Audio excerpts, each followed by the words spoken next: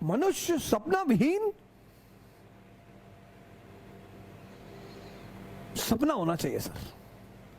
और सपने की एक खासियत है, वो चाहे बंद आंख का हो चाहे खुली आंख का हो, किसी को पता नहीं होना चाहिए सर।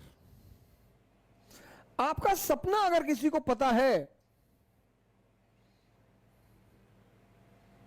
अगर आपका सपना किसी को पता चला, ड्रीम, और आप टैलेंटेड हैं, अगर आपका सपना किसी को पता चला और आप टैलेंटेड हैं, तो भाई साहब आपकी जिंदगी को नर्क बना दिया जाएगा, पक्का। क्योंकि आपके अगल बगल के लोगों को अंदाजा हो जाएगा। अपने सपने को कभी किसी को मत बताओ। मैं तो मोदी जी से कभी मिला नहीं, क्योंकि भारत के प्रधानमंत्री हैं तो उन्हें सब जानते हैं, तो मैं भी जानता हूं। लेकिन मुझे नहीं लगता कि कभी उन्होंने किसी से कहा होगा कि मैं भारत का प्रधानमंत्री बनूंगा। लेकिन सपना रहा होगा सर। क्योंकि अगर वो कह देते तो वही नीचे उखाड़ के फेंक दिए जाते। सपने की एक खासियत है, तुम्हारे साए को भी सपना तुम्हारा नहीं पता होना चाहिए। क्योंकि हम मनुष्य हैं और हमारी कुछ प्रवृत्तियां हैं।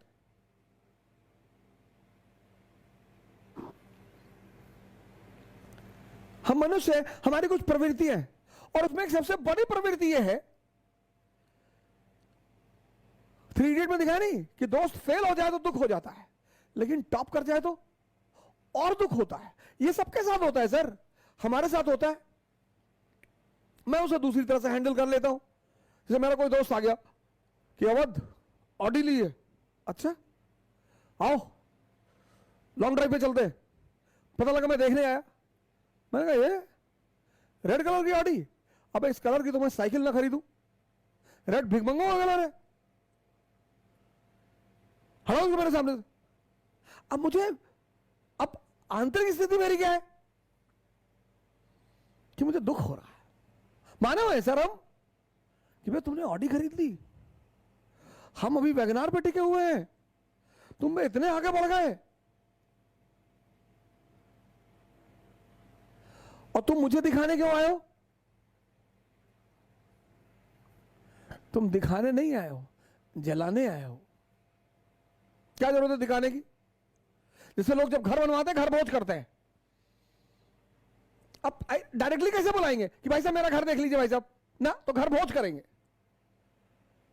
और अगर 10, 20, 50, 100 करोड़ का बनाए तब तो अरे अंदर तक ले जाएंगे कि ये देखिए, ये किचन की टाइल्स देखिए, ये वॉशरूम की टाइल देखिए, यहां अंदर भी इंसान नजर आता है, इटली से आई है, एक टाइल 5 लाख। अब नहीं बताएंगे, खुद से बताएंगे। दिखा रहे हो, ये हम सबकी प्रवृत्ति है सर। तुम्हारा सपना किसी को पता नहीं चलना चाहिए। दुनिया में 3 लोगों के बिना आप नहीं रह सकते, और 3 लोगों के साथ नहीं रह सकते। कौन है वो 3? पहला है आपके दोस्त, दूसरे है आपके पड़ोसी, और तीसरे है आपके रिश्तेदार। इन तीनों के बिना भी आप नहीं रह सकते, और इन तीनों के साथ भी आप नहीं रह सकते। इन तीनों से अपने आप को बचाना ही योग्यता है।